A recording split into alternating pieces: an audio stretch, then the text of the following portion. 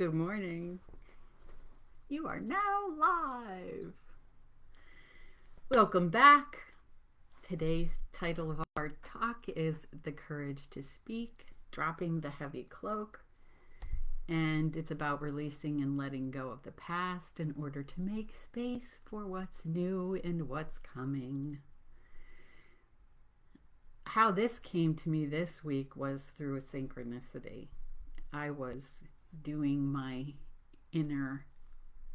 giving my inner attention on 888, the Lions Gate, and that morning was doing some, left right hand kind of journaling and got the message to let go, let go, let go. And then it was about being who you are, like allowing that to come forward. And the other message that's been coming repeatedly is about this phrase from a poem of mine, which was letting go of that full coat of fur, which we'll get into. And then I happened to be on this call, and this woman was saying, at one point she said, let go, let go, let go. And I was like, okay, that's crazy. And then she went on to say, I forget the exact words she used, but it was like, letting go of the cloak, dropping the cloak. And I was like, okay, this is crazy. So I kind of had that sense of like when I was sitting yesterday saying, okay, what should I talk about today? That was what came to me. And then what came also yesterday, late last night actually, was this awareness of how like what's been going on for a while now has actually been like what I've been talking about each week is, without even knowing it, is all like talking about a progression of consciousness.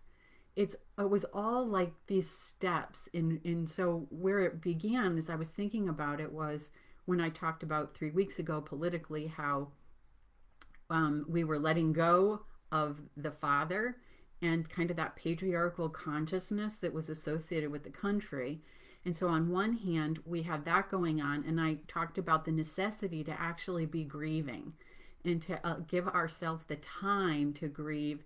Instead, what we can do is, because we don't want the discomfort of feeling our emotions, we can automatically leap into and grab onto something as quickly as possible in order to avoid that discomfort and being in that emotion. So like that has been this progression. And then last week we talked about the inferior superiority thing and how that played out. We talked about that with reference to Cinderella and how we inherit the consciousness of the parents, and then that plays out in our lives. And now this week, talking about this let go is really about letting go of that consciousness, which is really the egoic story of me. That's the conditioned egoic story.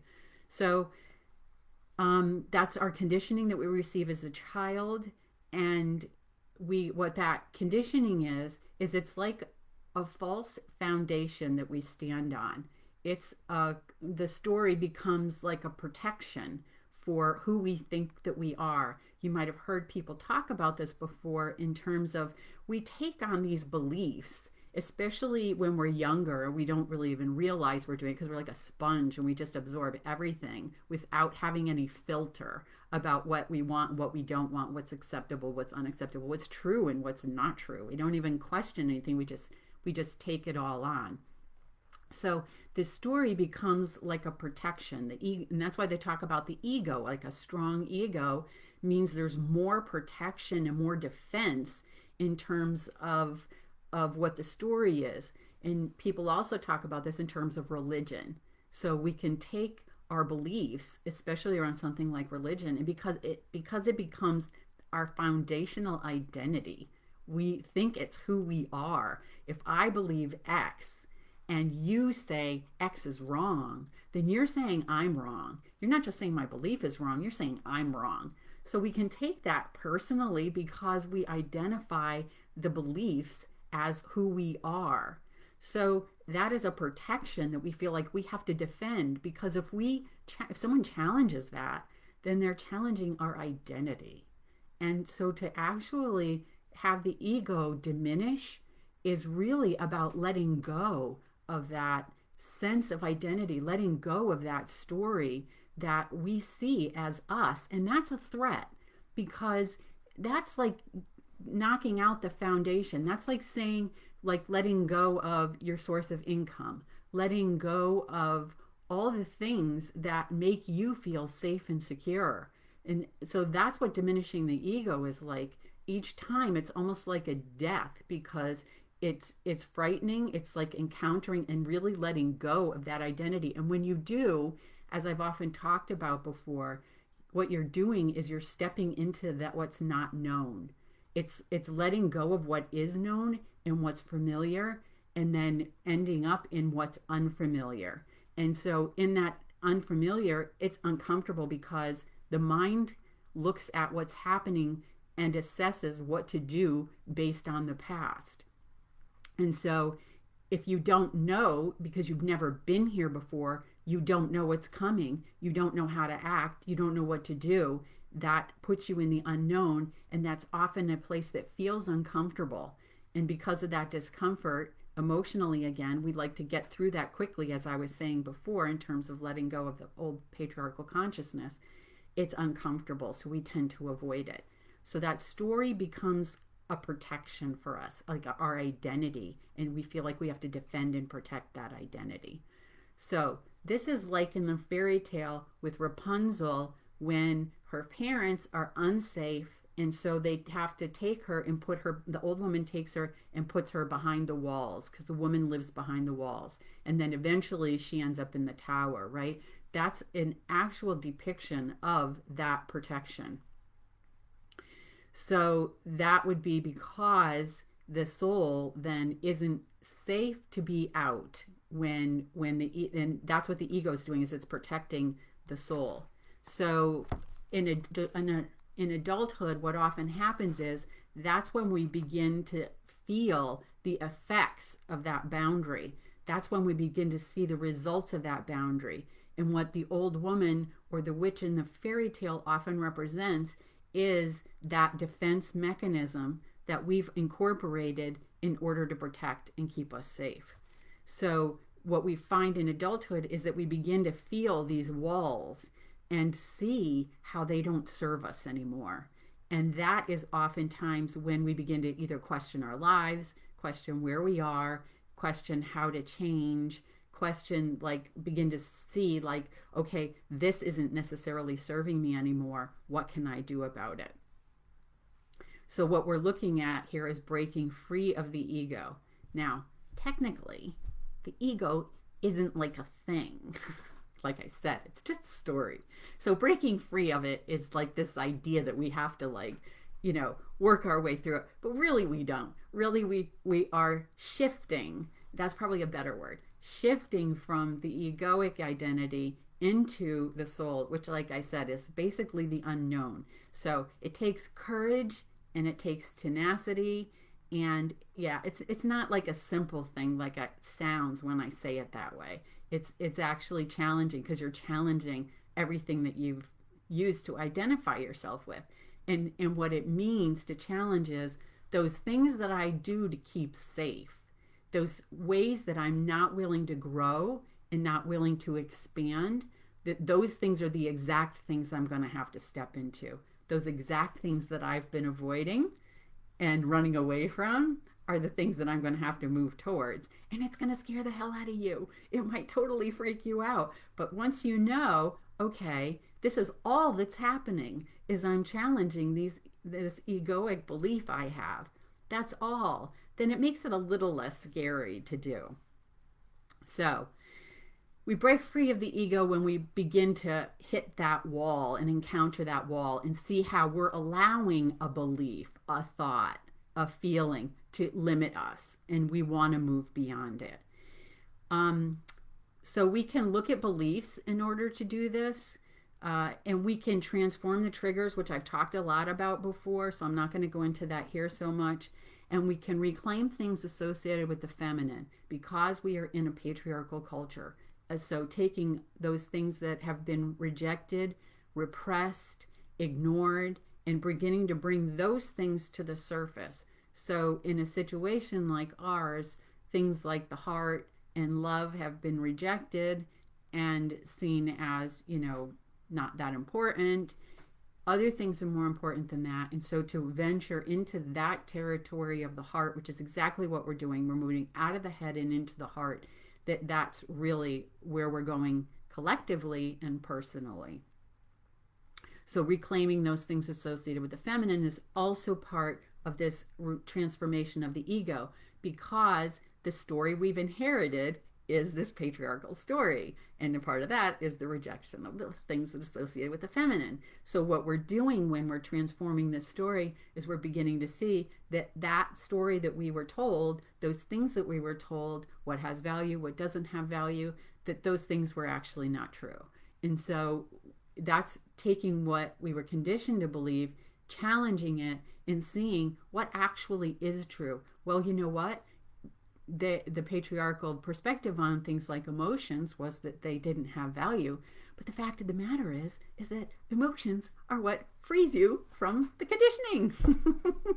So it's not like obvious on a superficial level, but in reality, it's necessary. And so when we go into those things that have been told are not of value, that are repressed and rejected and ignored, are the exact things that will set you free. So not exactly obvious in a culture like this, but it is the way for sure. So what I'm going to do today is a little different. I'm not going to focus specifically on the fairy tales. I'm going to instead focus on a poem from my book called The Courage to Speak. And so this phrase about dropping the cloak comes from this poem in particular. So I thought I would share this with you. So what I'm going to do is in the beginning, I'll break it down and read parts of it. And then at the end, I'll read the whole thing together. So you get a sense of what it all means and then hear it from that place. So let's see. The courage to speak. She summons up the courage to speak from somewhere below the depths of the deep. The life she's been living was never her own, but was shaped by the past and was merely on loan, until she could see that what she'd been told came from her ancestors was ancient and old. What she had been given to carry with her was like a heavy cloak, a full coat of fur, that served as protection and helped keep her warm until she found truth and knew to change form. So the protection, as I said before, like with Rapunzel, was to keep the soul safe. The soul is very open. It's very empathic. It's very receptive. And so if there was, especially in childhood, there is an opening, right? The emotions flow in childhood. There is this non-judgment in childhood. So that state of consciousness is something that's more open. And then what happens is that openness, that open-heartedness, like run up and grab your mother and give her a hug when you're 5 and your mother has just had a fight with your father, and it's like, and you get the message like, no, don't be that open-hearted. So you begin to like close that down and cover that over. And that is that soul beginning to recede and your heart beginning to recede, right? To begin to build that protection. So it's a way of kind of keeping the soul safe. So challenging these beliefs and challenging these thoughts begins to take the walls down and allows us to open more and to be more receptive.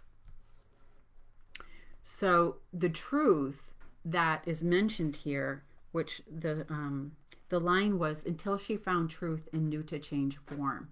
And so the truth is what constellates the transformation. Whether you're seeing the truth in a fairy tale, the truth in a story, like what is the deeper truth? So like I was saying with emotion, like what we've been told is one thing. The deeper truth about emotion is it's healthy. It's something that you want to have flowing. When the emotions aren't flowing, the energy is stopped in your body. It's energy. And so the more that the emotions move, the more the energy moves. So even just looking at it from that perspective, if you reject the fact that emotions can be positive, then from that perspective, you could even understand that they have value and it matters. So that deeper truth of that they do matter and have value, excuse me, that deeper truth is something that can transform us because it allows us to challenge what we already believe. So the more that we hear things that tell us what the deeper truth is, because there are levels of truth, and so we're looking at a deeper level. When you understand the deeper levels of truth, then you have the ability to challenge ways that you think that don't agree with that. And you don't have to take anybody's word for it, including mine. You can just try for yourself. That's what I always say in terms of dreams. You don't have to believe me. You can explore for yourself and find out for yourself what's true and what has value. So when you look at truth like this, what this is doing and you're shifting to truth is it's building an inner foundation, right? I was saying before that the conditioning is what we believe is our foundation. We just believe it's the foundation. It isn't really a foundation. It's just a belief, and that's the foundation. So whenever anything challenges that, so like, let's say you feel like your job gives you security because that's where you get your money from, then anything that challenges that, so to lose your job, is threatening to the ego because it's considered something that keeps you safe and a foundation. But again, that's something that's not true, and that's something that can be challenged and transformed. So what we're talking about here is changing that foundation, and that builds a foundation of inner strength. What the ego is the ego's sense of self is based on the outer world. And so the more that that's challenged, the more that there's this shift from the ego, which is based on the outer, to the inner. And so again, the patriarchal consciousness is about the value being in the world as opposed to being inside. So what we're doing here is we're changing that foundation from the outer to the inner. And then we define ourselves instead of from the outer, from the inner. And that's a big change too, because that's taking the power that's typically in the world. You've heard me talk about this before, and we're shifting that power to inside of ourselves. And so what we're doing also in this process is we're coming to know the truth of ourselves, and through a direct experience, as opposed to that conditioning, which is just what we've been told about ourselves, what we've been told is safe, what we've been told to believe. So we're moving all of that and really challenging all of that to begin to see inside what feels true to me. I remember and am grateful for, as in childhood, I had a certain amount of awareness of my own body, which was lucky considering I had a challenging childhood. And in that awareness of my body, I remember specific times that I did things and I felt it didn't feel right in my body, and made a decision in those moments that this was not something that was right, that it was actually wrong because of what I felt inside. So I was able to discern, even from a young age, what was right and wrong, not based on what I was told, but based on what I felt inside as being aware of what was right and wrong. So to return back to the poem, she no longer needed that warm, heavy fur because the light within could warm and protect her. So drop the old cloak in ways from the past. They were meant to be temporary and not meant to last. The density that's felt without and within is about shedding limitations and donning new skin that does not come from the dark, distant past, but emerges from within, which means it will last. So the light that we're talking about here is basically the truth that I'm also talking about here. That is the protection. The light, the truth, is the protection. So it's no longer this belief in something that isn't true. Like with the truth, what happens is you kind of don't believe it, you know it. It comes to you and there's this awareness, like with everything being love. Like, I know that's true. I don't need to believe. I don't need to convince somebody else. Nobody can tell me anything ever any different than that, because I know for a fact that it's true. I know through direct experience that it's true. So that truth is protection. That as it changes my consciousness, allows me to see the world in a different way. Because if you grew up in a challenging situation, like say Rapunzel or Cinderella, then what happens is that you don't feel safe and the world doesn't feel friendly. But when I have a truth like it's all love, I know that what I was conditioned to believe, what Cinderella, what Rapunzel was conditioned to believe, actually wasn't true. So it can change how you, it doesn't happen overnight unless you're Eckhart Tolle and have a magical experience. And for some of the rest of us, it takes a little bit of time to let that become an embodied awareness. But it's possible. So in The Handless Maiden, we had at the beginning, after her father sacrificed her to the devil, which, as we talked about, is the ego, then she stood in the circle. And the circle is wholeness. And when the devil came to take her away, he couldn't, because she was standing in that circle of wholeness. So that also happens when Jesus is in the desert in Christianity, that the devil can't tempt him because he's anchored in a different state of consciousness, which is truth. So that truth served as the protection, and he couldn't touch her in that place. And that's why, because, so that's a direct story, part of the story that talks about how this really works. And you might say, well, that's a fairy tale, like, you know, of course, most people think fairy tales aren't true, which, you know, they aren't literally true, but it's telling us a truth there. So to shed limitations and don new skin is a renewal, shedding limitations and taking on a new skin. Like, you know, a snake, when it sheds the old snake, it has a new skin beneath. So it's a new, like in a caterpillar to a butterfly, similar kind of a thing, where there's this shift that's happening. So what it says is that the next line is, it doesn't come from the dark distant past, which emerges from within, which means it'll last. So, right, as I was saying, like, that story comes from the past. It actually doesn't even just come from your parents. It doesn't even come from just your childhood. It comes from your ancestors, because they passed it to their children, and their children passed it to their children, and your parents passed it on to you. So it's even, we don't even know how many generations these stories go back, and how much it actually does get passed down to subsequent generations, which is like I've talked to you before about the research they did with those mice, that they know it at least goes down 2 generations without having the experience. So we don't even know how far back, because we don't have an ability to be able to go back that far. So it doesn't come from the past, it comes from within.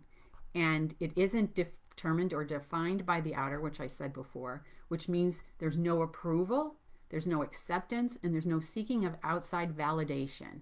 That those things are not necessary because it's coming from inside. It's not something that's outside. So like I was saying, so somebody can come to me and say, I could say, you know, it's all love. And someone could come to me and say, I think you're full of, you know, you're full of it.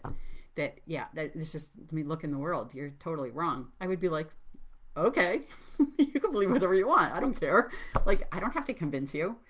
It's not something that is me. It's not a part of me. It's a truth. It's not something that I identify with so strongly that I feel like I have to defend it. I have to protect that belief. It just isn't necessary at that level. So that's where truth is different. Truth is different than something that I take on as a part of my identity that feels threatening. And so truth comes from within. It's that, like I said, when I was a kid, I had that inner feeling. And then when you know something, a truth, when it becomes something that's something that you know for sure, then it's inside. It's something coming from inside. It's a foundation now, inside, part of your foundation inside, and not outside. So to continue with our poem, the next 2 stanzas. Far, far beyond the seasons of time, it's not from the ancestors, this one is mine. From this time forward into eternity, this is what's permanent and what sets you free. So mine, which you can't tell with me just reading it, is a capital M, mine, which means it transcends the personal. It transcends something. It's bigger than what you are. And so it's based outside of the world. It's not based on the temporary, the transient, the impermanent. So it's eternal, it's timeless, it's out of time. It's not something that is bound by this world or anything else because it's out of that. It's permanent, it's unchanging. That's why some religions talk about impermanence, right? Because that's what the world is. The world is impermanent. But this foundation that you're building is based on permanence. It's based on what doesn't change. So if you're inner referential, it's unchanging. If you're outer referential, everything changes. So everything that the ego is built on changes. Everything. So that is like if your identity is based on your body, and your identity is based on your body performing a certain way, looking a certain way, then as you age, that's challenged and that's uncomfortable because it's your identity. It's based on something outer. But if it's inner, if it's based on something inside, that doesn't change. And I don't mean inside that's like an egoic belief, but inside in terms of these truths. So the outer is a false and unstable foundation.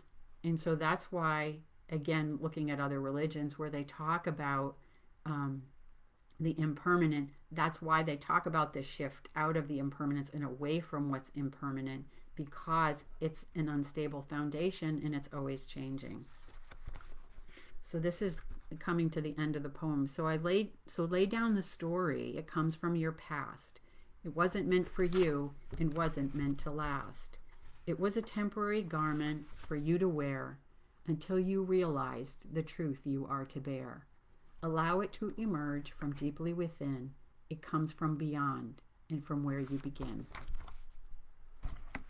So the story, as I was saying, that's the ego, which is a temporary garment. It's a temporary protection for when you aren't able to know the truth, when you don't know the truth. It's a temporary thing to keep you safe and warm. Basically, that means protecting the soul because it's just the story that's affected by what happens, not the soul. So where you begin is, I've mentioned before that I had a dream about this, and the dream was correcting me because I said, I was in this dream explaining, like pointing on a state to where I was born. I was pointing to the location of my birth and walked away from this one guy and the map, and another guy came up and he threw a solar eclipse at my third eye. And when I looked at the dream, I realized that the dream was telling me that my birth was not at a specific time and place here, but that in fact the solar eclipse is a symbol. It's a unitary symbol of solar and lunar consciousness, which would be the soul and spirit, and masculine and feminine. And so when those two things come together was actually the birth. And I realized, I think of myself as beginning when I was born into this world, but what began at that point was just the story. And when I leave, this story stays, but I keep going. So that birth of this consciousness happened somewhere outside of time, because time is a constraint that we have here. And so it was out of that, which is where we begin. We don't begin, at some date and time here on this planet. We began from some house. No, I don't have the details of that at the moment. If I do, I'll get back to you and let you know. But I do know from my dreams that in fact it was elsewhere. And so that's what the poem is also speaking to. So the union of soul, right? That means the soul is now stepped forward, and spirit, which is something deeper within us, which is foundation. That's the foundation we're talking about. So not the same as being born on this planet, and you come from beyond. This place and time is really what we are. And so it's not like people talk about killing the ego. It's not about that. It's about disidentifying with the ego. We're just shifting our identity from the ego to the soul or the heart. And it's moving, not the heart in terms of the physical heart, because that's in the body. So we're moving and shifting out of that old story into something new that we haven't experienced before. And so that is the unknown that I've been talking about for a while. And one of the challenges to shift out of that. So, because it's that foundation that feels, what makes us feel safe and secure. So now I'm going to read the whole poem so you get to enjoy it. And the soul is what we truly are. I don't know if I said that, but that is. The courage to speak. She summons up the courage to speak from somewhere below the depths of the deep. The life she's been living was never her own, but was shaped by her past and was merely on loan, until she could see that what she'd been told came from her ancestors, was ancient and old. What she'd been given to carry with her was like a heavy cloak, a full coat of fur, that served as protection and helped keep her warm, until she found truth and knew to change form. She no longer needed that warm, heavy fur, because the light within could warm and protect her. So drop the old cloak and ways from the past. They were meant to be temporary and not meant to last. The density that's felt without and within is about shedding limitations and donning new skin. That does not come from the dark, distant past, but emerges from within, which means it will last. Far, far beyond the seasons of time, it's not from the ancestors. This one is mine. From this time forward into eternity, this is what's permanent and what sets you free. So lay down the story. It comes from your past, wasn't meant for you, and wasn't meant to last. It was a temporary garment for you to wear until you realized the truth you are to bear. Allow it to emerge from deeply within. It comes from beyond and from where you begin. So that is it for today. The courage to speak, and we're dropping the story. So as I've been saying, this is what's happening in the culture. It's what's happening personally. The more of us that are able to do this, the more we're going to be able to see the culture transform. So this matters. It's powerful, and it has, not only the potential to impact those around us and those we encounter, but also to, oh, hi, Michelle. I'm so glad you're here. We have the capacity to really impact the culture with this. It really matters. So any questions, you can always, drop me a DM or check out here.